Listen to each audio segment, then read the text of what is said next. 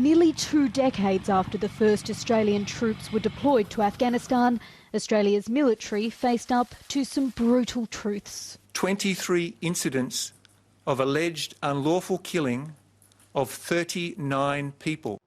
An inquiry commissioned by Australia's Defence Force contains what it says is credible evidence of war crimes in Afghanistan carried out by elite Australian Special Forces soldiers, including initiation executions where junior soldiers were encouraged to kill prisoners and planting weapons on bodies to conceal unlawful behaviour.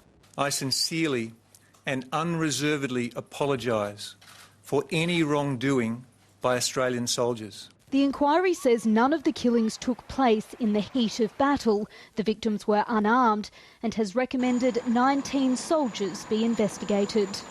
The responsibility lies not only with those who pulled the trigger, it lies with the Australian government, successive Australian governments, who've taken a very short-term approach, thinking about what should have been a long-term strategy. The report also outlines a culture of secrecy and deceit within Australia's Special Forces.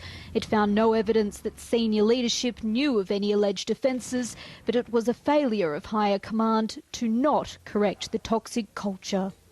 While the 4-year investigation may be complete, a lengthy court battle could soon follow. A special investigator will be appointed to prepare evidence for any possible war crime prosecutions, a process that will likely take years. The inquiry recommends compensation be paid even before the findings end up in court, a move welcomed by families of victims in Afghanistan. We also want the victims to be eventually participating in the legal proceedings, and not only in the investigation, but also, more importantly, in the legal proceedings and ultimately in the realization of justice.